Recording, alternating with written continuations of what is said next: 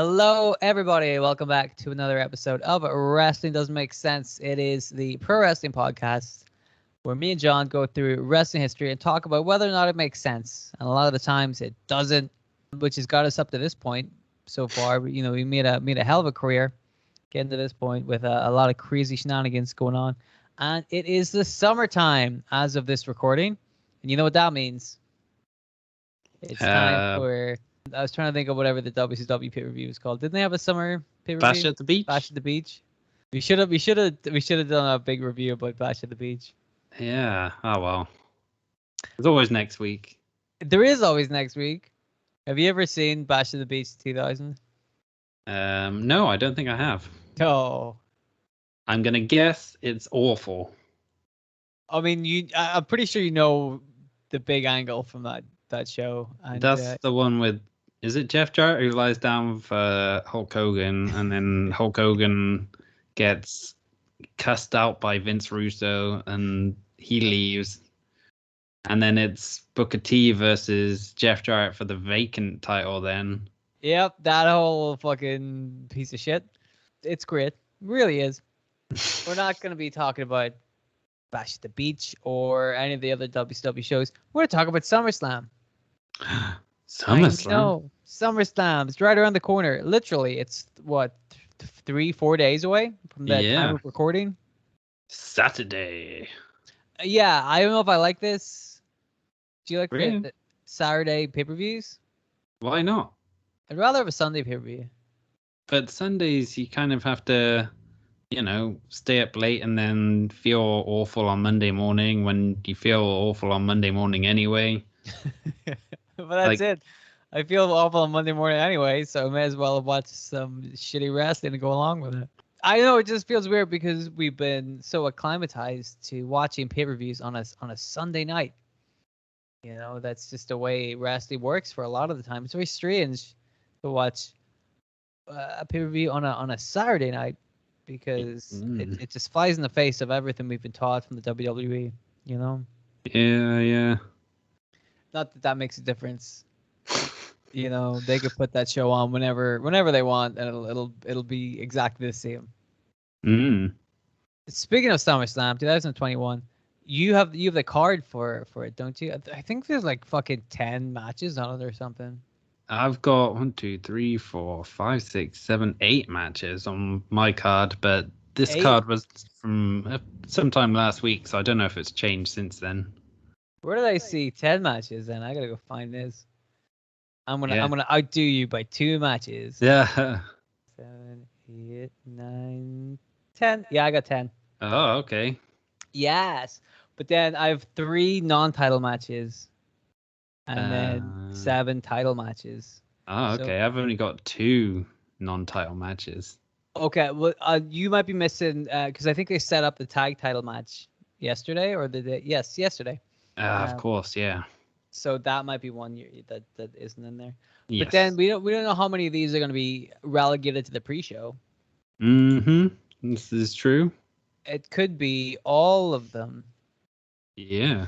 It's probably not going to be all of them. I would imagine they're going to see at least one main event for the actual show. Which one, though? Oh, I know. It's just such... Oh, well, it's got to be the Goldberg one, right? When did we say Goldberg was going to turn back up again? We had predicted Goldberg was going to turn up. Yeah, I think we pretty much knew it was going to be SummerSlam. Yeah. Well, what a pleasant surprise that is. You know. All right, let's go talk through the card a little bit. I'll use mine because it's the more up-to-date matches. Not that it matters. Like we said, the matches that aren't on this list are probably the ones that are going to be on the pre-show.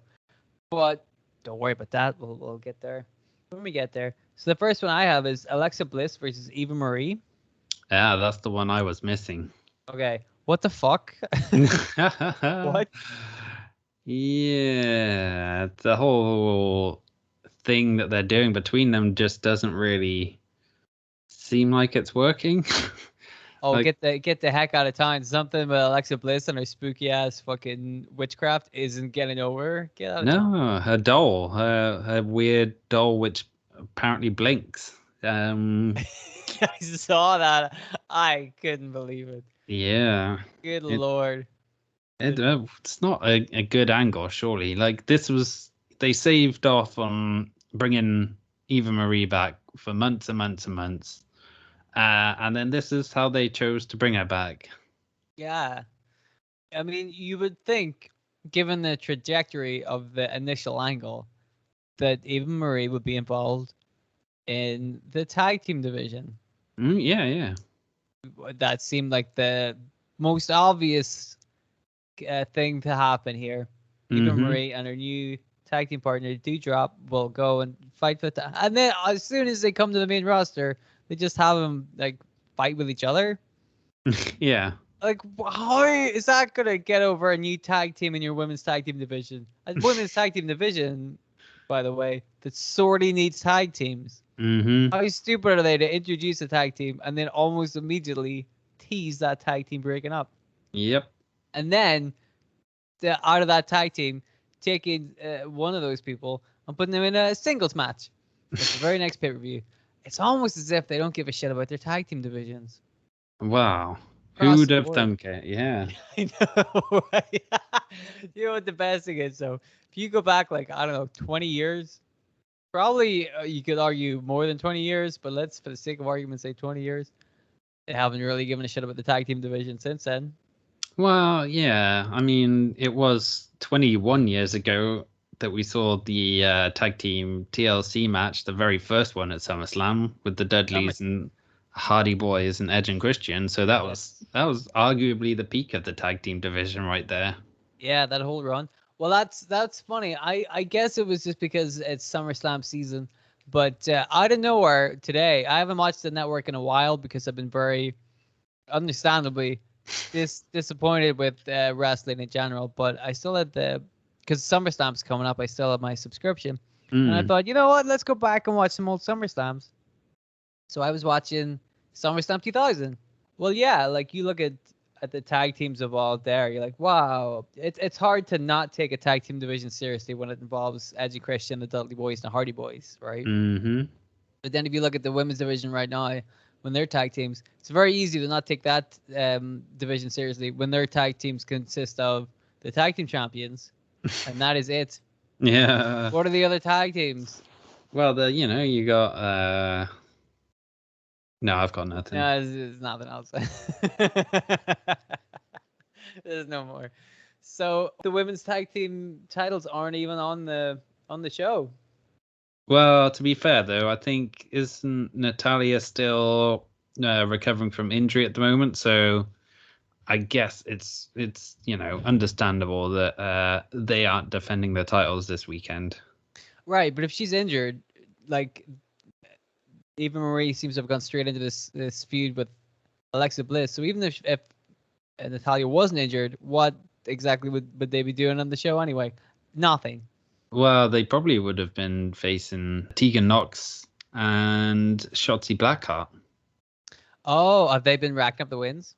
Yeah, well, they've been kind of carrying on with Tamina ever since Natalya's injury. So that seems to be the direction they're heading. That's a strange one too, don't you think? Tegan Nox and Shotzi Blackheart. I like both those women, but you're like, well, how do they fit together? Yeah, and especially considering, like Tegan Nox is literally just back from injury, and it felt like there was some unfinished business in NXT which she needed to take care of. And then B as well, like Shotzi was already in a tag team with Ember Moon that was, really starting to gel and have some good matches. So yeah, it's just a bit of a weird one that they brought up Tegan Nox and decided, let's put her with Shotzi instead, and get rid of their surnames as well. Yeah, well, Shotzi Blackheart you need the whole name. Yeah, you can't just call her Shotzi because then you're like, she's just. But Blackheart's a cool ass fucking name. Damn right. Call her Shotzi Blackheart. That sounds cool, I agree with you. I think it's very silly that, and it shows more of that disconnect we were talking about last episode between NXT and the main roster. Because anybody who had seen NXT in the last, 5 minutes could have clearly seen that Shotzi Blackheart was in a pretty good tag team with Ember Moon, and that not only had Tegan Nox just come back from injury, but they were clearly doing a thing between her and Candice LeRae. And then they just dropped it. They just called them up to the main roster and pretended like that shit never happened. I'm like, well, this is awkward because it did happen and we wanted to see it happen. You know, very, very strange. Mm-hmm. You know, I mean, that should have been the warning signs, really. Once that happened, once those two got called up, we should have been like, shit's going down with NXT, right? None of this stuff makes any sense. I mean, I dig those two ladies. I hope they do pretty well, and maybe we'll see them in September, whatever the pay-per-view in September is. Unforgiven. No, I have no idea. No, that's one of the pay-per-views where they just make up the name. So it'll be something different, but it'll be on that pre-show, I imagine. Mm-hmm. So Alexa Bliss versus Eva Marie. I mean, I don't know what else I can say about Alexa Bliss. You know, I love Alexa Bliss, but I hate this character, and I find it incredibly amusing that Bray Wyatt built this character for like 3 years, and then they fired him, and they gave his gimmick to Alexa Bliss. I know, man. Jeez. That's so good. You know, they're really good at being evil geniuses. Yeah, you gotta say. Definitely, and I'm sure Bray Wyatt is loving it as well. I imagine so. Hey, I just want to say something real quick. This is a hypothetical between two friends. Mm-hmm. But what was Bray Wyatt bringing in, like $2 million or something for like his guaranteed contract? Was it really that high? Was it? It was pretty big. I think he was bringing in like $1 million guaranteed, plus he was making a lot of money through merchandise as well, right? Yeah. And Braun Strowman was on some kind of like multi-million At deal. least $1 million, yeah. Yeah. So I'm just saying. I'm just putting this out into the ether. But I'd heard CM Punk wanted $3 million to come back to wrestling. $3 million? Yeah. Which, what? I mean, if right. Here's the thing. I'm like, Punk, if you can get it, fucking take it, right? Yeah. And like, cause that's the number. I'm like, if that's the number he wants to go with, fucking, I hope he gets it, right? Mm-hmm. Well, I'm just saying, if the WWE wanted a spare $3 million, they probably have it now that they've cut the budget a little bit. You know what? Rampage is on Friday. SummerSlam's on Saturday. Mm-hmm. That's all I'm saying. But we're not talking about that. We're talking about SummerSlam. Wouldn't it be hilarious though if, with all these rumors going about and like it pretty much seeming like a done deal, that WWE were like, okay, here's $1 billion, come wrestle for us instead, and then like after all of that, he ends up back in WWE. That's exactly the thing, man. Like I really don't think he's gonna go anywhere. But I'm like, wouldn't it just be funny after all the fucking hype, after all the fucking shit we've had to listen to for the last 2 or 3 weeks, longer than 3 weeks. If just at the end of it he fucking didn't turn up. He went to SmackDown instead. I mean, I think that would just be really funny.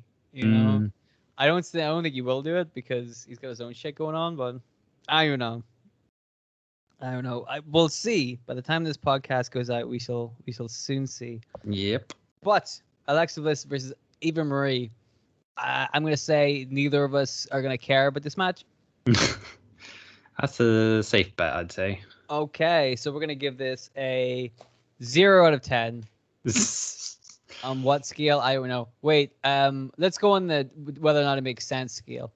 Okay. So I don't really think any of this makes sense. The Eva Marie stuff hasn't made sense. Alexa Bliss talking to a puppet hasn't made sense. The two of them feuding against each other doesn't make any sense. Mm-hmm. I say it doesn't make any sense. What do you say? I concur. Excellent. All right. I'm gonna put like a gavel noise in there.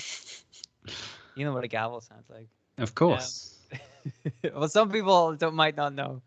We're the only podcast in town, so we have to educate our audience. You know. Yeah. It's that little hammer thing that judges use. Although judges don't use them. They don't? No. Auctioneers use them. I think they use them in America, but over here, judges don't use gavels.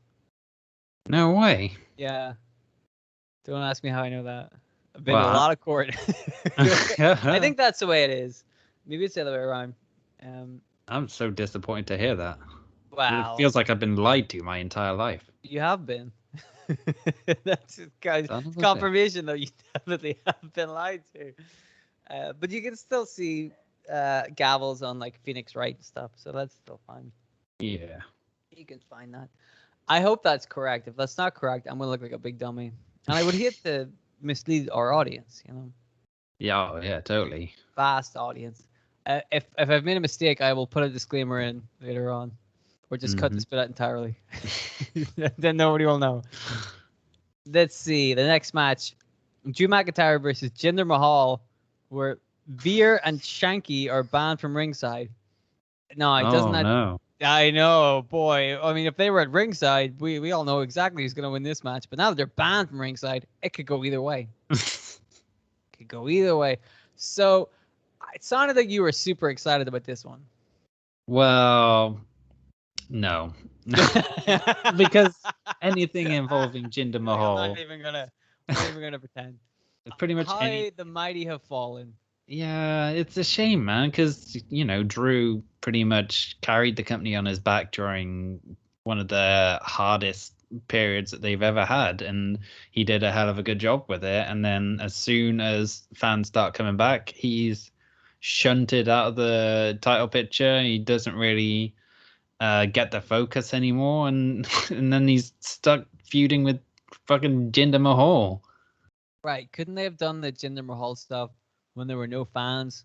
Yeah, exactly. Like how weird is it to wait till we find? And this is right up on the cusp. We finally got fans back again. You're like, now's the time for Jinder, and you're like, no, dude. The one thing you know for sure is that people weren't digging Jinder when there were fans in the audience. Yeah. And then the pandemic happened, and we didn't see Jinder. Coincidence? Very strange. Now that they're back on the road, now Jinder's back on the road. Now we get to see him again. I think this is a bit rushed, because the problem with Jinder the first time when they were trying to push him as a main eventer is that it was all rushed. He just kind of came back and he was jacked. For example, if you look at the work that Drew McIntyre went through from when he was rehired to 2020, like the pinnacle of his career, there's clearly like work has been done, and you can see that character like moving and rising up the ranks and being legitimized, right? Yeah. He didn't just turn up and win the title. He spent years like working up and becoming somebody worth watching. But every time they do stuff with Jinder, they just stick him straight away against the main eventer and then have him win and think that'll do. That's how you get a guy over. I'm like, it's not how you get a guy over. What if Jinder and his bunch of dumbasses, what's their name? Do they have an official name yet? I assume they're not called Jinder and his bunch of dumbasses. What, like a team name or something? Yeah, the Jinder Boys. No, I think they're just Shanky and Veer. It's not catchy. The Bollywood Boys was much catchier, you gotta say. Oh yeah, totally. I love how they got rid of the Bollywood Boys. I'm like, here's two guys that are just bigger than you. It's the same exact angle, only two guys are bigger. I assume speak English worse. But the Bollywood Boys could. How strange is that? Yeah. And these guys are in NXT, and they're like, fuck them, bring them up. Even though they basically did nothing in NXT. They had like a very brief period. Well, I think it's only one of them who was in the tag team that was managed by Malcolm Bivens, and then that was it. They lasted like 2 weeks. Yeah, and then they got rid of one guy, and they're like, all right, now you're bodyguards for Jinder Mahal. How, again, schizophrenic and just out of place is all this shit, Mm-hmm. Very, very strange. So now we have to sit through this shit on the main roster. I'm not super happy about that. Although I guess these two, the Jinder Boys, are banned from ringside, so that's good. Yeah, but I guarantee Jinder Mahal will win this match, and the feud must continue. So, well, that's what I mean, though. Like, Jinder just came back, and now he's gonna beat Drew McIntyre. Two-time Universal Champion, main evented. He was at fucking WrestleMania this year. Was all over the main event scene last year. Did a really, really good job, and now he's just gonna have to fight Jinder. It's weird how they never seem to know how to do anything with Jinder Mahal. They don't know how to book that guy.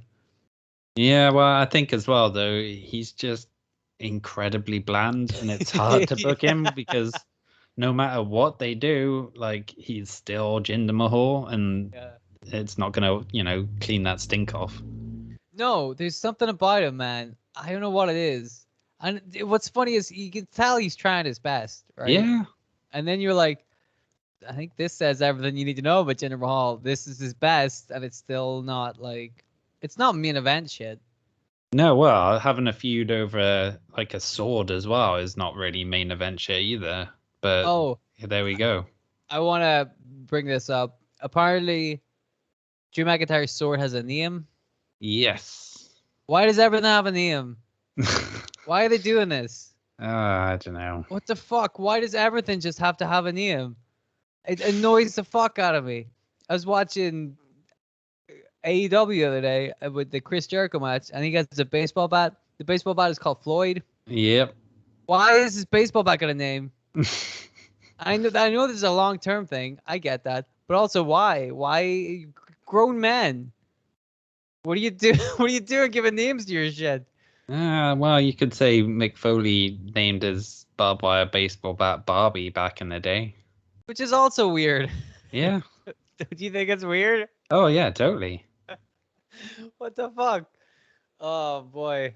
I don't know. So, they're feuding over a sword, I guess. Has Jinder ever lifted a sword before?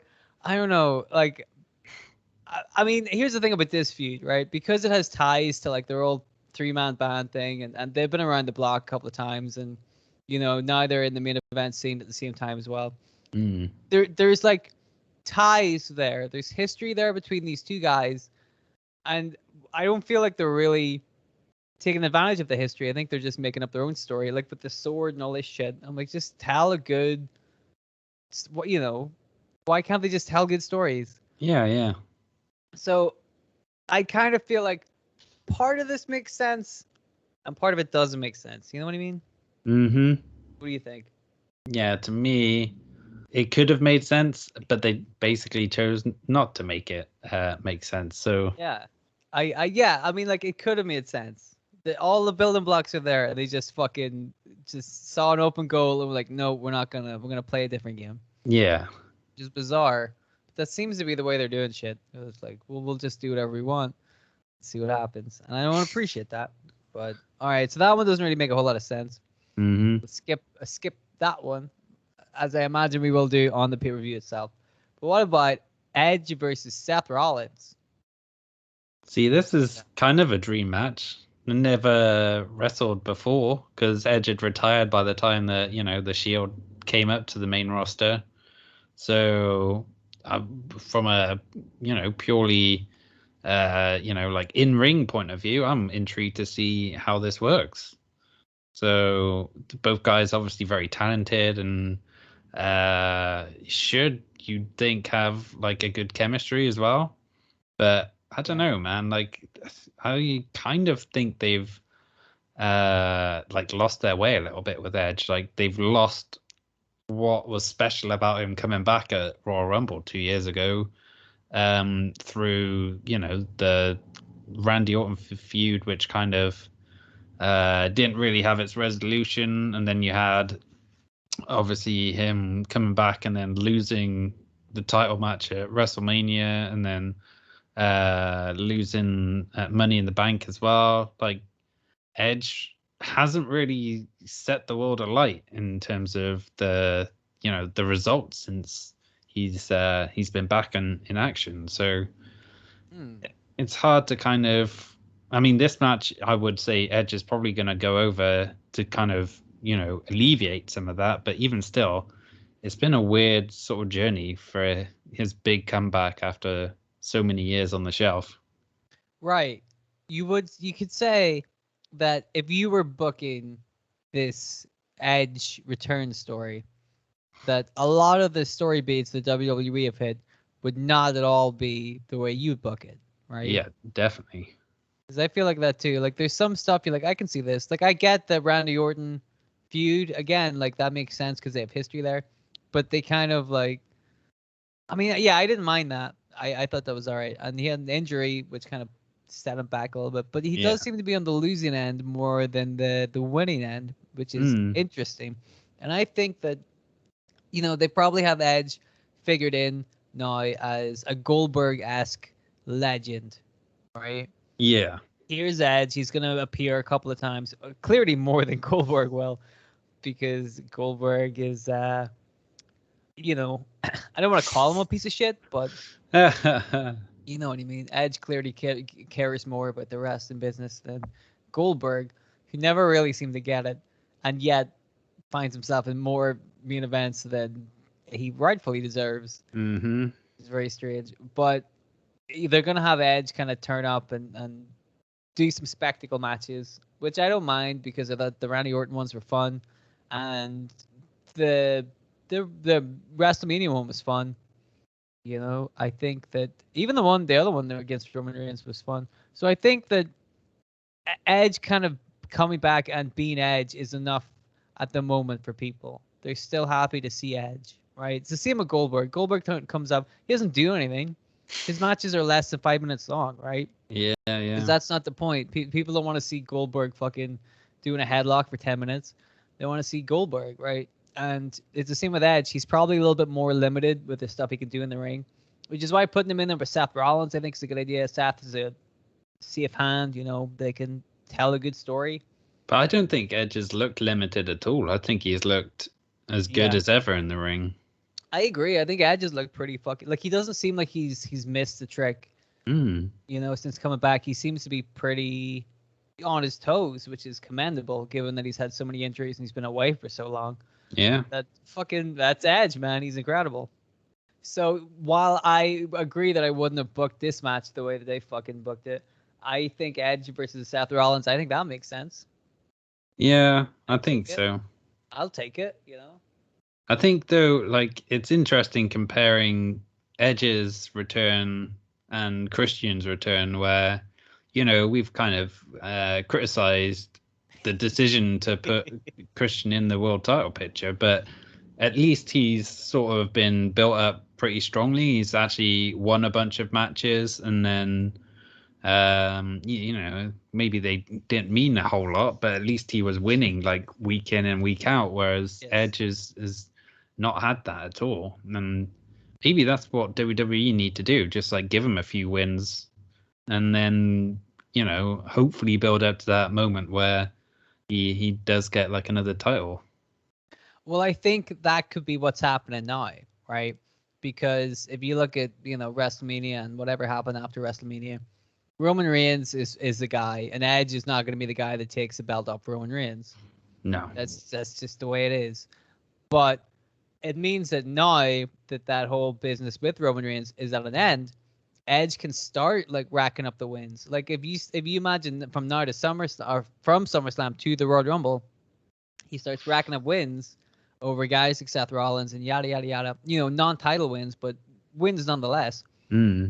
That's really going to help him out, and to give him some momentum like going into WrestleMania season. So I wouldn't be surprised if this was the start of his kind of not re-legitimizing him, but you know what I mean, like build him up again. And he's a legend, but like let's see what he can do. We've seen him lose a lot. Let's see him win. Yeah. So I dig that. And the Christian thing, it is kind of complicated because, I mean, Christian makes as much sense as any of the other guys in that locker room to fight Kenny Omega. It's why he gets 2 title shots. Like it was a whole mess with Kenny Omega being a triple champion, and so for somebody else to just be doling out other companies' title shots is very strange, right? Tony Khan has full authority over the AEW title, but I don't see why he can call the shots with the AAA title or the Impact title. You know what I mean? Yeah. And also putting Christian in a match before his World Heavyweight Championship match but still for a World Heavyweight Championship that he wins before the World Heavyweight Championship match. You see where I'm going with this? I think it was good booking, to be honest. I don't say that often about Tony Khan in AEW, but I thought, like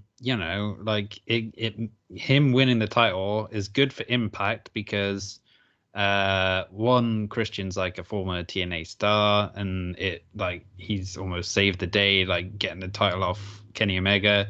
But at the same time as well, like there was no one on the Impact roster who I think the casual fan would have bought beating Kenny Omega for the title, whereas Christian, anyone could beat him really. Like as good as he is, it's not as much of a stretch if, say, Sami Callihan beats him or Eddie Edwards or whatever.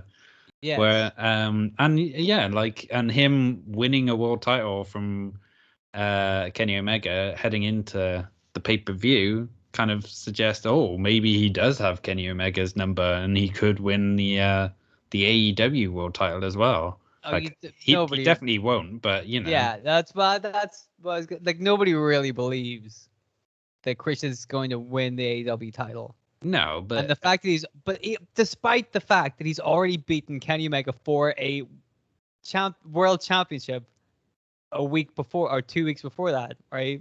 Yeah, but now it's more believable now than it was before he, before he won the Impact title. I don't know, man. I'm still not on the like. I think they're doing it backwards. What I would have done is have Kenny Omega lose the AEW title, and then from that he's kind of spirals out of control and loses the other two belts as well.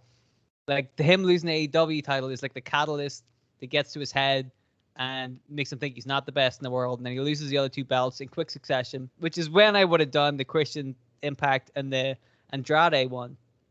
Right after he loses, those would have been the guys, and I would have done it right after he loses the AEW championship, and then you can kind of like have him take a bit of time off and then come back and like I'm back, baby. I've picking up the cobwebs. Do something like that. But instead, they have him lose a belt and then defend another belt, which he should have lost and didn't, to make him look strong. I'm like, well, he still lost a heavyweight championship. That's a lot of looking strong you're gonna have to fucking dig out of nowhere for this. That's the problem with putting 3 belts on this one guy. Yeah. This is what we were talking about before. We were like, how are they gonna do it? Do you remember this? I'm sorry to sidebar go away from SummerSlam, but it always makes me angry. Remember Tony Khan talking about his big plans? He's always talking about his big plans and how he had long-term booking, right? Because I remember, I wonder if everybody else remembers this, but I remember whenever Kenny Omega won the Impact Championship, they had big plans.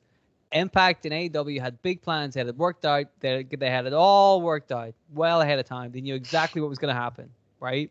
Yep. So was Christian in the plan? He wasn't even with the company when Kenny Omega won the title. But they had big concrete plans. Tony Khan had big plans. With Impact, they had it all sorted. So if they had it all sorted 3 months ago, why is Christian their champion now? Well, sounds like they don't. It sounds like Christian's a transitional champion to whoever was supposed to be the champion. Yeah, but plans change all the time, not just in AEW, but in WWE as well and everywhere. So, like the whole Sammy Guevara going off to Impact thing, which was the plan, and then all fell apart because of reasons, and it never happened. Well, that Sammy Guevara thing, I think it was just like a storyline thing. I don't think it was like anything too big. What I mean is, go back and listen to every time Tony Khan has bragged about having big long-term plans for somebody, right? Because it's all bullshit. There are no big long-term plans because they're just making it all up, right? I agree the plans do change, but plans change all the time. Like, how often does he talk about long-term booking, and how often does he talk about big surprises that are going to happen next week on the show? Sounds a little bit like he doesn't know what he's doing. I guess so. He's really good at hyping stuff. I'll give him that. Really good at hyping stuff. He can get people interested in the show. I will happily admit that Tony Khan is very good at hyping up his own stuff because he's done a pretty good job of it, right? Yeah. He's got people, and he can deliver matches. He can put on good matches. People want to see his matches. I just don't think he's a good booker. Right, let's get back to SummerSlam. Otherwise, this is going to be 3 hours long. Yeah, it's gonna be as long as SummerSlam. Yeah. Okay, Raw Tag Team Titles, which is the match I believe got set up yesterday, or whenever. Yesterday, when it comes to when we recorded this episode. Yes. Randy Orton and Riddle, Matthew Riddle, versus AJ Styles and Omos. Omos? I think you almost had it. There you go. You see, we get jokes on this show too. That's why we're number one. Yeah, we're like one. So, Randy Orton and Riddle, what do you think of this? Well, Randy Orton's been missing in action for the last 2 months or so, and then came back finally last week and seemingly turned on Matt Riddle, which we all knew was going to happen at some point. I mean, come on, it's Randy Orton. It's Randy Orton. Who is he not turned on? Exactly. But then, like 1 week later, they're back together again. So, well, to be fair to that, right now, let me try to excuse that. Like we said, it's Randy Orton, right? Now, if you're Randy Orton and you've been in the business for 20-something years, you've been everywhere, you've done everything, you've RKO'd everybody, and suddenly Matt Riddle's in your face trying to be best friends with you, at some point, wouldn't you just fucking RKO him too? I mean, like he's being pretty annoying. I'd be like, fuck that guy. Like, you know what I mean? You just put him down and be like, stop being so annoying. Yeah, definitely. So I think that's what that is. I don't think that because again, they haven't really established this RK Bro thing too much. I feel like it's just Randy Orton being Randy Orton as opposed to like the team is because once this team splits, Randy Orton's gonna fucking set his house on fire. Right? Randy Orton's gonna fucking tie him to the railway tracks. Randy Orton, when that team splits, Randy Orton's gonna fuck him up, right? Yeah. That's a fact. So I think the one RKO, which I think is a good idea, Randy Orton versus Matt Riddle, I think that's a great idea. Yeah. I think I wouldn't be surprised if either way, if Randy Orton and Matt Riddle win the belts here, you can do a quick little, the storyline that WWE loves to do with tag teams, which is the strange bedfellows. These two guys don't get along. God damn it, it's every month, right? It's every fucking month they do this. And to be fair, Matt Riddle and Randy Orton are the two perfect guys for this. Yeah, they work together brilliantly. And so, like, even if they wanted to put the belts on them for 2 weeks and then have the team split and then have a feud between Randy Orton and Matt Riddle. I mean, that's clearly what's happening here, right? It's more about the Randy Orton, Matt Riddle thing as opposed to AJ Styles and Omos. Nobody really, they're just holding the belts till they can find another tag team for them, Essentially, yeah. It's kind of a shame, really, because it almost feels like a waste of AJ Styles being stuck there, but I don't know. At the same time, like, I guess it's good experience for Omos, and he's, getting in the ring and working with a guy like AJ, learning new things, learning on the job as well against different opponents. So exactly, he's, it's a good education for Omos, but yeah, you kind of feel bad almost for AJ Styles, who could be doing so much more. I mean, maybe, but again, AJ Styles has done so much anyway. Yeah. Give him a little bit of a break. I think he totally deserves it. I don't think he's a tag team champion, so I don't think he's doing too badly for himself. He's doing all right. Well, he's the tag team champion in a division with one other team, so. Well, he can't be getting 2 title shots against, Kenny Omega, but hey, he's doing all right. Yeah. I mean, AJ Styles is what, in his 40s now, mid-40s? He must be approaching mid-40s. I would say he's about 43 or something, right? Yeah, something like that. So, like, I had heard he was gonna like ride out his days in WWE. He's only got a couple of years left in his contract, so he may as well just take it easy and get paid for it. 44 apparently. 44. Hey, not bad, man. We were pretty close. Yeah.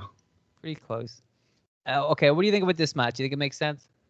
I think it's probably the most interesting storyline going on Raw at the moment. So it's got that going for it. Yeah. So, good God, Raw needs some interesting storylines. Yeah, exactly. And I think I do like the chemistry between Matt Riddle and Randy Orton as well.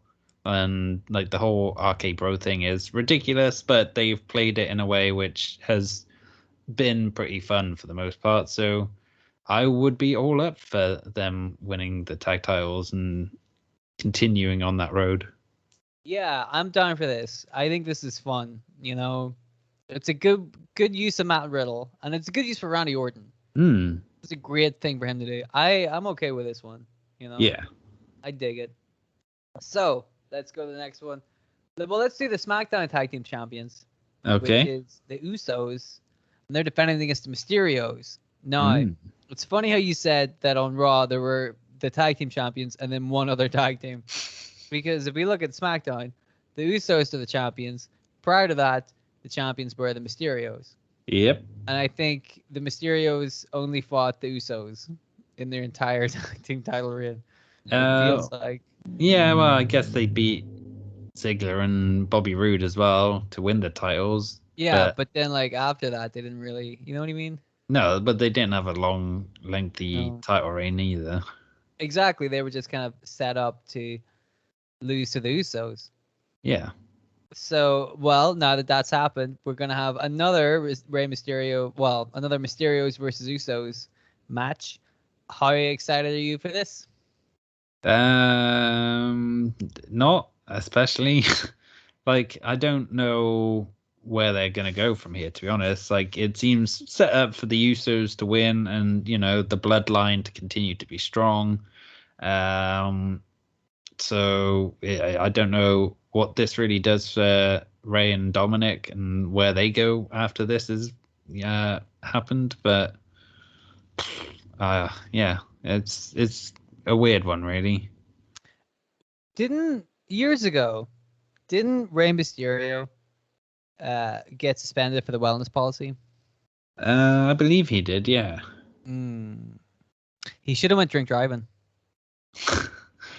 Would have Yeah. got away with it. Would have been a champion. It would have been fine. I'm not happy with that. I'm sure that's been said many times by other people. Not on a podcast, obviously, because we're the only podcast at the time. Yes.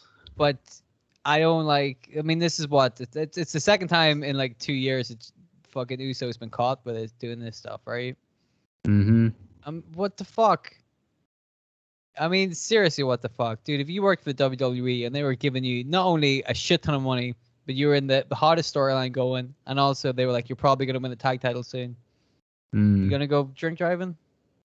Well, exactly. Well, I guess so, because fucking who cares, right? No consequences. You may as well, because you're like, I'm gonna keep my job.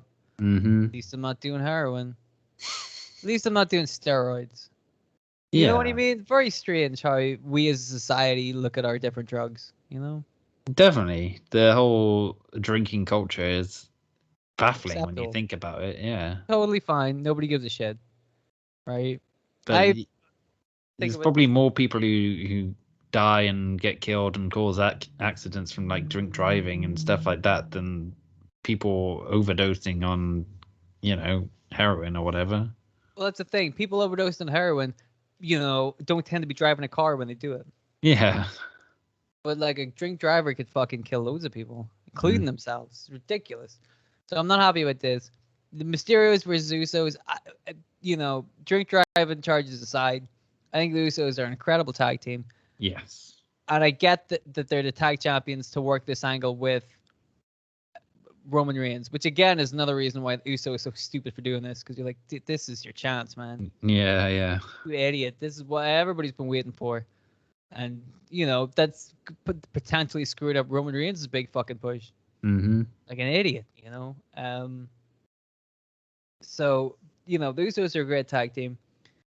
Dominic has improved significantly. But I still don't think that, should he have been tag team champion even as a transitional champion? I'm fine with that. I think it's like a good thing to kind of give him some experience and give his name a bit of value as well, because he's not just Rey Mysterio's son, but he was the guy who won the titles in the match, wasn't he? So him being a former champion kind of starts creating his own legacy in his own right. Okay. Well, I'm still not super swayed on the Dominic Mysterio thing. But here's the thing. Like, these are both two, like, Rey Mysterio is incredible. The Usos are great. And Dominic's picking it up. So, this will be a fine match. I just don't want this to be, the middle of the feud. Yeah. I think this has got to be the end of it. But again, they don't have any other fucking tag teams. And yeah, you know how WWE are. Like, just look at Karrion Kross facing Jeff Hardy like week after week on Raw. It's just like, well, you can do other things, Yeah, you could have him win. Well, he's been winning all the time since he lost. It's like, well, why did he lose in the first place then? Right, what the fuck? Oh god, yeah, that whole thing doesn't make any sense. We'll get talking about that at some point. Yeah. Anything else you want to say about that match, or should we move to the next one? Let's move to the next one. Well, I got Damien Priest versus Sheamus for the United States Championship. What do you think of this? I think that makes sense. Like, two big guys going at it. I think Sheamus has been a great job. Much like Drew McIntyre. Since Sheamus has been around, they're giving him the United States Championship. Great idea, because that guy has just been kicking the shit out of people, which is what you want to see. You really want to see a guy, knocking 7 sheets of hell out of somebody. And Sheamus does it really well. Yeah. Damien Priest, I think, is a guy that's got a good upside, and will definitely, once you get the stink of a zombie lumberjack match off him, that guy's gonna go far. Big guy up against Sheamus. I think that's a really good, like, the two of those two guys, like, standing in the ring against each other. I think that looks really cool. Yeah. I think I mean, I'm digging this. This is, like I said, this is a better use of Damien Priest than fucking around with the Miz. But he's still fucking around with the Miz, though. This is the problem. He's still, having matches with John Morrison as well, and it's like they just can't get away from it. Well, having matches with John Morrison, I'm okay with. I'm okay with that half of the equation. I'm not happy with the Miz in a wheel. Why is the Miz in a wheelchair? Well, he supposedly injured himself, but I don't know if it's true or not, because even he's being really sketchy about it. But imagine being eaten by zombies, and then the worst thing that happens to you is, like, you're in a wheelchair. Yeah, like, you pull the muscle in your fucking ankle or something. You're like, when you think about it, I got off pretty lightly. Yeah. I don't know what those guys in Resident Evil are bitching about. It's really easy. He got eaten to death, and he's fine. Yeah, he just, he just couldn't walk for a little while. I don't think that's how that works. But what do I know? So, yes, hopefully this will move Damien Priest on away from the Miz, and John Morrison needs to do something too. Yeah. Fuck the Miz. He's ruined everything again.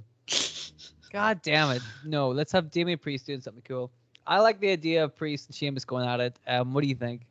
Yeah, I don't think there's like a great story to this or anything. Like, there's not been a phenomenal build, but at the same time, you kind of don't need it for the same reasons you were saying. Like, they're two big dudes who will, in theory, beat the shit out of each other, and sometimes that's just all you need for a wrestling match. Right. This is one of those matches where you're like, that's all I'm gonna get, and that's all I want. Yeah. Right? It's not gonna be, Bryan Danielson versus William Regal, but it doesn't need to be. This is gonna be Finlay versus William Regal, which I am all over. That's just two guys beating the shit out of each other. That's one thing I've really been looking for in my pro wrestling these days. Yeah. Just two guys beating the shit out of each other. Why don't we see that anymore? Well, yeah. Well, that's just what we were getting with Sheamus during his feud with Drew McIntyre, and it's pretty much been Sheamus doing that all the time since he's came back from his latest injury. He's just been beating up everyone, which is wonderful. That's what you want. This is exactly what you want. You want to see some guy just beating the shit. His stuff with Drew is love, because Drew can dish it out, right? The two of them go back and forth. And you can imagine Damien Priest being the kind of guy who can like dish it out too, right? That's what I like about a matchup like this, you know? Yeah. I think they're going to get a good story out of this. All right, I'm digging that. So here's a match that I don't even know if it's going to happen. Okay. Because it's Sasha Banks versus Bianca Belair. Oh, why might it not happen? Well, I'd heard rumors that on live events this match it was pulled. Oh. Appearances from both Sasha Banks and Bianca Belair, they were pulled because of unforeseen circumstances. Is that not travel issues or something? Well, I don't know what the issue was. It was a live event or a couple of live events, and Bianca and Sasha were both advertised, and then they weren't there. Have you heard this? Do you know what I'm talking about? I did read something about it. I have to admit, I didn't actually read the article. I just sort of caught the headline. So it was live events that they weren't appearing at over the weekend. So you would assume they're gonna be sweet for this week. But then again, if it is like a coronavirus thing, which it might be, you got to quarantine for 10 days, right? Yeah, that's right. I don't want to jump to conclusions around like that. However, the fact of the matter is, in 2021, whenever you hear somebody might not appear somewhere for unforeseen circumstances, there's a pretty good chance it's got something to do with this goddamn virus. Mm-hmm. You know, if you listen to the show in a year that isn't 2021, congratulations. We have had to live through a very painful part of human history where everybody got the virus and died, except for us, obviously, because, you know, we're clearly better than everybody. Obviously. But, you know, I don't know. All I know is that, we'll know more this week, obviously, but I'm down. I don't know anybody in the world who is after the match they had at WrestleMania. I don't know anybody in the world who's gonna go, you know what? Sasha Banks versus Bianca Belair, not for me. You know, I think that I don't know anybody who would not want to see this match happen. You know, Absolutely. Yeah, it was probably my favorite match of the WrestleMania weekend, to be honest. So I'm all over seeing them go at it again. Yes, that was a very, very good match. Bianca Belair has done such a good job as a champion. Like in NXT, you could tell that she was good, right? Mm-hmm. She was very athletic and she figured out how to work, but she was never like the NXT Women's Champion. And then they called her up to the main roster, and boy, Hardy, we know what it's like when people get called up to the main roster. You're always holding your breath, right? What are they gonna do? Yeah. Bianca Belair has survived intact. She's done pretty well. Mm-hmm. I don't know how they did it, but Bianca Belair has gotten away scot-free and put on some really good matches to boot. She's been great fun to watch. Yeah. Her stuff with Sasha was great, but her match with Bayley was very good as well. Mm-hmm. I really liked that. I think it was last month. Yeah. Great match. So I'm very much looking forward to this one. This 100% makes sense. Give me this all day long. Give me the SummerSlam that's just fucking this match this and the Damien Priest match 7 times. Mm-hmm. That's what else to be. So like, I tell you what, so far, let's not get too far, but like Sasha versus Bel-Air, I watch that all the time. Damien Priest, Sheamus, I think that's great. Edge versus Seth Rollins, that's gonna be great. The Randy Orton Riddle versus AJ Styles and Omos, like I like the idea of it. Mm-hmm. You know, we're not doing so bad so far. Could be worse. It could be. All right, what about the Raw Women's Championship then? Rhea Ripley, Charlotte Flair, Nikki Ash. ASH. Well, it spells Ash. Yeah, but wasn't Nikki Ash a porn star? Was she? Bear with me 1 second there, sir. Anyway, this is like a weird one because I think they've done such a weird job in the build to this, where it's like in theory it's been good to see Nikki ASH become the champion and live the superhero gimmick, but at the same time she hasn't been booked like she's in the same league as Rhea or Charlotte. So it's hard to take her seriously as champion. Like, she just looks like a fluke at the moment. Right, she looks the same as she was before the win. Yeah, except now she's wearing a goofy superhero costume. So now she's on TV more, which is good. yeah. Oh, don't get me wrong. I'm a big fan of Nikki Cross, and I think she's really entertaining as well. But like, I just think the booking has done her no favors at all, and it kind of gives the people who complain about Charlotte all the time more ammunition to complain about Charlotte, because again, she's the one who's kind of looking the strongest out of all of them. Well, yeah, doesn't this seem more like a part of the Rhea Ripley Charlotte Flair storyline as opposed to a Nikki Cross storyline? And she's a champion. But she just feels like she's a cog in that bigger story. So it seemed like while it's cool that she won the title, it's really awesome to see her get more TV time, and I hope they do keep it up. It does seem very clear that this, much like some of the other title reigns we've mentioned, is a transitional kind of holding the belt for now until either Rhea Ripley or Charlotte Flair, figure out what's going to happen. Yeah. I feel like that could be what's happening here. But again, like you, I don't think that, I'm going to complain too much because Nikki Cross is awesome.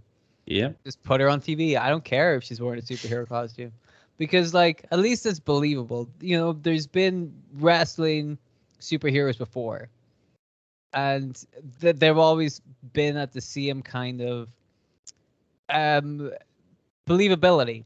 The Hurricane was never really a superhero, but he thought he was. Yeah. Right? That's different from like Alexa Bliss fucking moving shit with her mind, because that's actually happening and we're supposed to believe that, which is ridiculous. But the Nikki Cross thing is like, she knows she's not a superhero, but like she believes in herself, and that comes across via her costume and stuff like this. You know what I mean? Yeah. The good deeds she does as a superhero, that's her superhero-ness. Not the fact that she can use her mind powers to control the Money in the Bank briefcase or shit like this, right? Or make ink come out of her face. Yeah. Because that's nonsense. It's nonsense. So I dig it. I think that if it's a way to get Nikki Cross on TV, I'm okay with that. If it gives her a bit more exposure, and if they keep doing stuff with her, I'm down for that. Rhea Ripley and Charlotte Flair are incredible. Charlotte Flair is still, God, she looks so good every time. I know people are fed up with Charlotte Flair, and I get it. They haven't booked her very well, but she's so good. God damn, she's good. Yeah. It's impossible. That's what's frustrating. She's so good, and also they're bungling the stuff they're doing with her. Like if she was that good, why wouldn't they just have her have a title reign the last 3 years? Well, why exactly. is Charlotte Flair the one that is so good, and yet she doesn't get the big long title reigns? Because other people have been getting nice long title reigns. Why is Charlotte Flair the one that is one of the best workers on the roster and just doesn't get a title reign that suits that? Because they're trying to break Ric Flair's record. But they got plenty of time for that shit. You know what I mean? Can't you just give Charlotte Flair one like fucking year-long reign where it's clear that she's a badass, instead of giving her fucking a day or 2 weeks or all this fucking piddly bullshit where she's trading the belt back and forth only works with a couple of people. It doesn't work with somebody like Charlotte because you're like, it makes them look ridiculous, I think they know that Charlotte is probably not going to stick around when her next contract comes up. I think you think she's going to go to AEW? Yeah, I think she's going to seek out greener pastures and see what it's like on the other side. And so I think that, but then what if they did think that? Why are they doing this? Yeah, trying to get her to break the record, because then they've just built up somebody and then given them the competition. Exactly. I don't know. I'm talking shit. So. Well, that's the thing. A lot of other people think that Charlotte, because we've seen Ric Flair turn up with Andrade and Charlotte goes out with Andrade. We know that there's a relationship there. So other people have been saying that stuff too. again, to me, I don't see it because like they have, say what they want about the booking for a lot of the other people, but Charlotte's one of the few people that they just insist on pushing all the time. She has been she has been treated very, very well by that company, better than a lot of the other women, better than a lot of the dudes. And I think that if she were to just to up and leave and go to AEW, number one, AEW wouldn't know what to do with her, and number two, WWE won't be too happy with that one, and they can be very, very bitter. Yep. I would see it, but I'm looking forward to this match. I think it'll be fun. But like I said, I think it's just a stopgap for the Charlotte Flair Rhea Ripley storyline. Yeah, which to be honest is kind of felt like it's played out already anyway. So yeah. Well, we're gonna keep going till WrestleMania. Yep. That's what people want. Should we go? We got 2 title matches left. You ready? Yeah, I've kind of got some drunk football fans by the sound of it walking outside. Oh, cool. Tell them ask them if they know who Bill Goldberg is. Oh no, I'm not speaking to them. Fuck him. Because that's the thing. Bill Goldberg versus Bobby Lashley for the World Heavyweight Championship. Obviously, the WWE are still pretty high up on Goldberg, delivering them ratings and popping attendance records and stuff. I don't know if it's really working. No. They seem sad on Goldberg, Well, they, signed into this multi-year, multi-million-dollar deal where he only has to make a certain amount of appearances and then wrestle a certain amount of matches. And I guess because they signed him to that deal, they figure they have to get the best use out of him. But considering all the cuts that they've made over the last year or so, you would have thought Goldberg's name would be top of the list because the amount they're paying him and like the amount they get from him for that money is just surely, it's a no-brainer.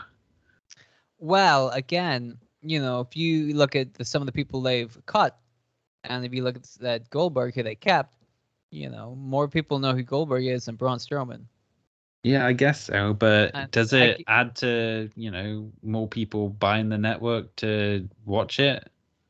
Well, that's the thing. Like, the reason that Bill Goldberg is more well-known than Braun Strowman is entirely on the WWE. Because they were the ones in control of building Braun Strowman, and they were not the ones in control of building Bill Goldberg. And yet, one of them is over and one of them is fired. That's all on them. And I don't know why they continue. Here's another problem with the Goldberg thing, is that he doesn't have the versatility of a Brock Lesnar. Yeah. Right? People always complain about Brock Lesnar because they think his matches are going to be the same. But they're not always the same. Bill Goldberg's matches are pretty much always the same. Oh, yeah. They're either like a 5-second squash match or they're like a 3-minute squash match. Right? It does, it really doesn't go on that long, and they're very similar every time. How often can you go that well with Bill Goldberg? I mean, that's the problem with Bill Goldberg, is that using him in a limited capacity, I understand. I totally dig that that's what Goldberg is really built for. But the problem is, and that's probably what part of the problem was back in WCW, is that once you realize exactly what he can do and what he can't do, how do you keep this guy entertaining people? Because by now we know exactly what he can do and what he can't do. And we're fed up of seeing what he can do because other people can do that better than him at the moment. There's bound to be somebody else that can do a jackhammer and a spear better than Goldberg at 45 years old or whatever the fuck, I'd say more like 54. 50, probably closer to 50, right?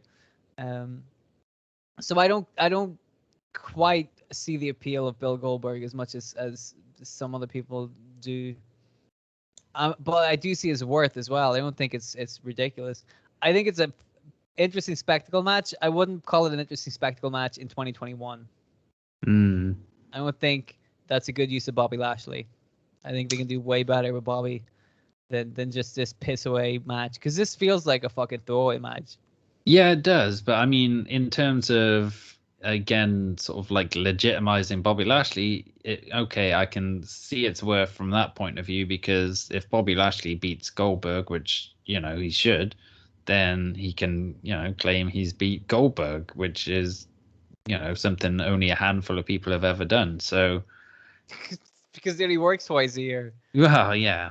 But yeah, he was also undefeated for 170 odd matches apparently. So, but yeah, like I think it's really lazy as well that they've kind of brought it back to Goldberg's son, and like he's basically wrestling for his son again. It's just like, okay, yeah, that was a nice heartwarming story, like 3-4 years ago when you returned the first time, but Yeah.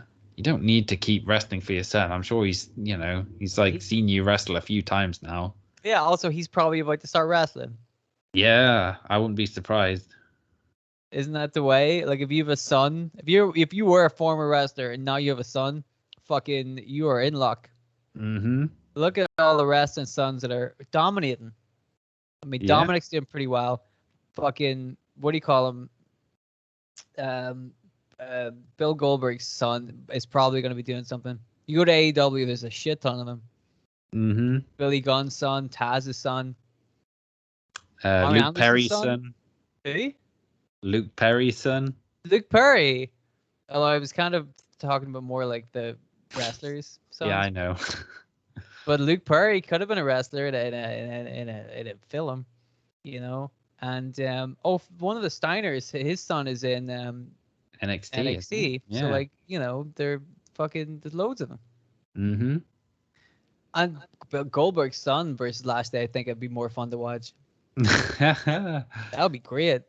Because then Lashley would beat the shit out of his son. Why didn't they do that to build up to this match? Yeah, that would have been way more interesting. That would have been great. Lashley beating the shit out of some kid. That would have been so good. But nope, they didn't even. I bet Goldberg was like, it doesn't work for me, brother. Yeah. Oh, how it all comes back again. He's probably pushing for his son to beat Bobby Lashley. for the belt. Yeah. In 1 minute. It's how you do it, kid. You beat him in 1 minute, you look really cool. All right, I think we've said enough about that match. Yeah. Not much we can say about this. So this is a big boy, John Cena versus Roman Reigns. Mm-hmm. No, I think this, in contrast to Bill Goldberg versus Bobby Lashley, is a great idea. Yes. John Cena can talk so fucking well. God, he was back for like 5 minutes and people were like, God, I missed this. Yeah. Give that guy a life, Mike. My goodness. Lovely. So, like, him versus Roman Reigns. Roman Reigns doing the best stuff of his career up to this point. And John Cena, having already done the best stuff of his career, can just kind of come in here and just do what he does. It's second nature to him now. That guy. That's what's cool about watching Cena these days. It really does seem like it's second nature. Like he's like he's on autopilot, and his autopilot is incredible. Yeah, but on top of that as well, we just haven't seen him in so long in like a regular capacity in WWE that like it almost feels a bit novel seeing him wrestle again. So he's got that going for him as well. What if John Cena was the guy that beats Roman Reigns? I mean, I don't think he will, but I think there's an outside shot that he will win the title and then like pretty quickly drop it back to Roman Reigns so he can go off and film his next movie. Mm-hmm. But I mean, it would be his record-breaking title reign, wouldn't it? Because I think he's on a par with Ric Flair's. Yeah, I think he's drawn with Flair at the moment. Yeah, so why not? It would finally have Cena break that record, which it seemed like he was destined to do for a long time. And then, but then if they want Charlotte to break the record as well, I guess they want to have Ric Flair's record still intact for Charlotte to beat before, rather than her beating John Cena's record. So I don't know. I mean, here's the thing. It's a kind of dumb thing that WWE would do, isn't it? Instead of like building up an actual proper contender that would get over huge by beating Roman Reigns in this heel persona, doesn't it make sense that they would totally drop the ball and make Cena the guy? Yeah. Right. I mean, I don't think it's gonna happen. I think Roman Reigns is gonna, defend the title successfully. But it does, like you said, there's an outside chance. You can't help it. But because we've been watching the WWE for so long, we just know there's bullshit coming all the time, right? Every single time there's some bullshit coming. I can feel it. Mm-hmm. And this is one of those things where like Roman Reigns, it's every time you say something like this should happen, right? Yes. Every time you say it should happen like this, the WWE fucking change it up somehow. They're like, nope, fuck that. Right? Just a lot of the time it's for the sake of swerving. There's no good reason for it other than just to swerve people, which is frustrating. But it's the kind of shit they do all the time.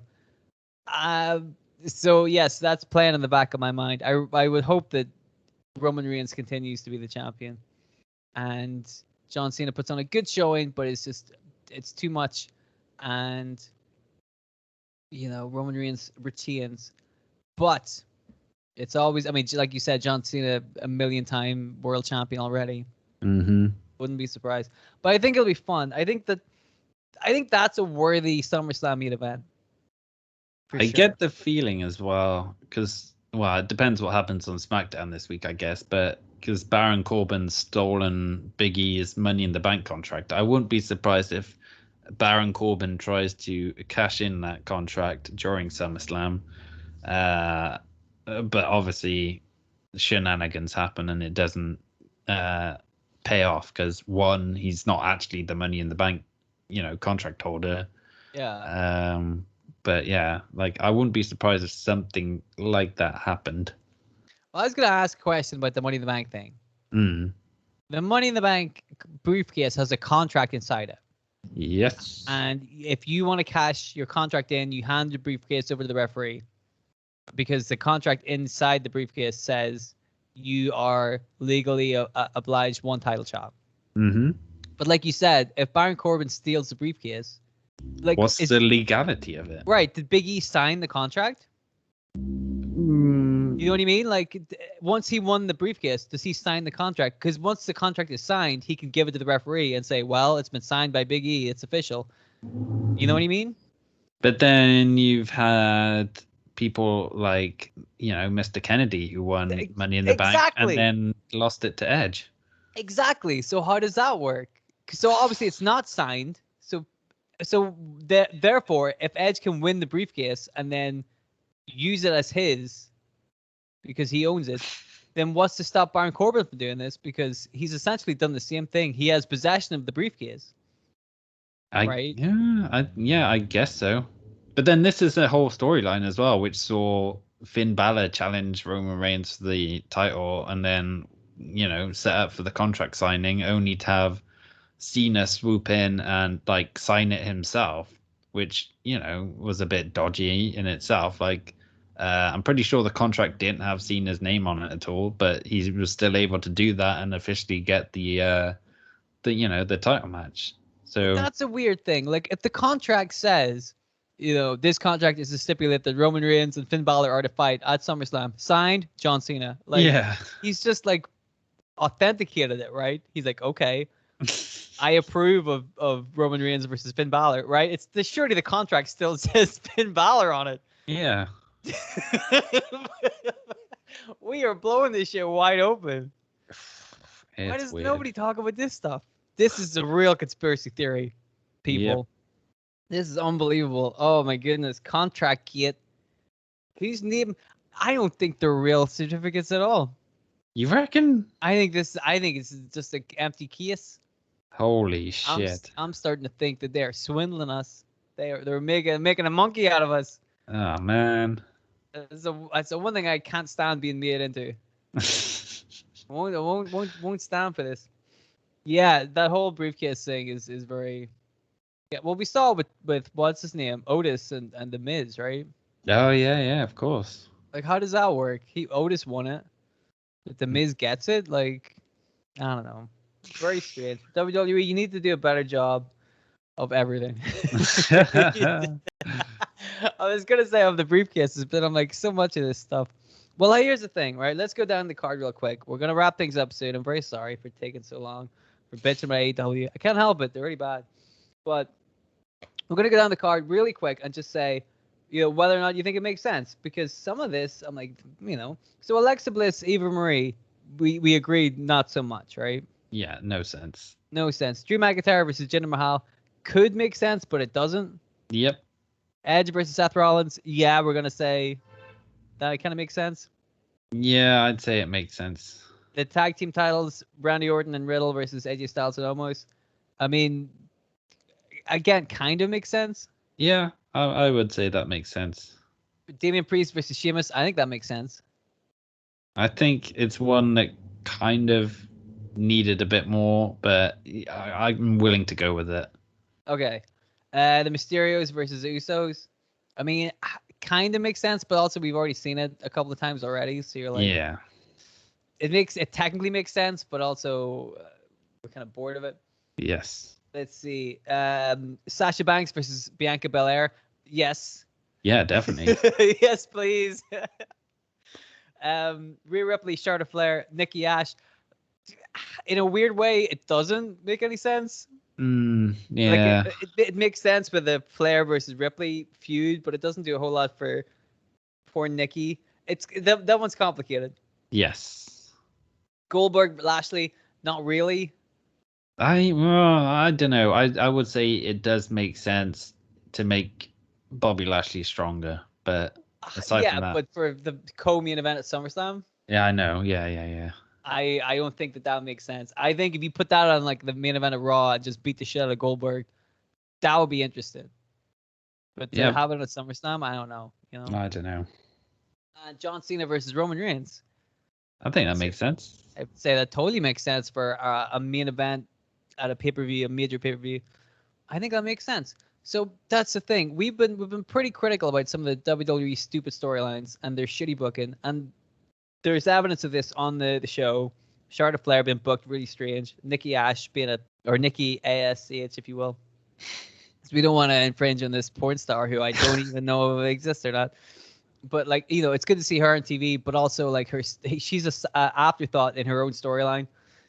Alexa Bliss versus Eva Marie, like what the fuck? Just what the fuck, right? Some of this stuff doesn't make sense. But to be fair, a lot of this is a decent SummerSlam card. Yeah, I don't know. It's not the most exciting SummerSlam card of all time, but there's enough good stuff on there which has got me sort of interested in the show. Right. There's definitely some matches I want to watch, and there's some matches that I will watch and won't be offended by. Yes. And there's probably a couple of matches that I will be offended by. Mm-hmm. But you'll hear all about that next week, I imagine. So I think that's pretty much the SummerSlam rundown. Anything else you want to say about the hottest party this summer? Is that what they call it these days? Didn't they used to call it that? I think they might have done, but not so hot anymore. No, not so hot.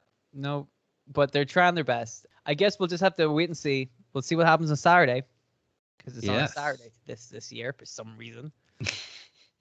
And then we're gonna be back next week with a full SummerSlam review, are we? Yeah, we can do. Maybe. I mean, we talked shit about it in this show, so we probably should see if that shit is warranted. Yeah, it's a good idea. Yeah. So you know what? SummerSlam doesn't look too bad. Well, here's the thing, right? Next week we're either gonna be talking about SummerSlam or whatever the fuck happens in this AEW Rampage thing. And I have a sneaky suspicion we're going to be talking about SummerSlam. Oh, well, if you say so. Well, here's the thing. I don't say so. We're going to find out. We don't know what we're going to be talking about next week. We won't know till Friday or Saturday. Mm-hmm. Isn't that exciting? So that means if you want to find out exactly what we're going to be talking about, you want to stay up to date, you want to subscribe to the YouTube channel, you want to go to our Twitter page and click the follow button on that too. And tell your friends as well. Make sure to stay in touch because you're going to want to see what happens next week. We don't even know. But that's just the way pro wrestling is these days. It's so fast-paced and schizophrenic that who knows what's going to happen week to week. Not even the people who make the content. Isn't that incredible? So I think we're going to wrap things up for this episode. We're going to be back next week with something. Yes. It's a mystery. We don't know what it's going to be. You got to subscribe to find out. It's going to be awesome. But we're going to see you guys in the next episode. So thank you very much for listening. And we'll see you soon. Goodbye. Bye-bye.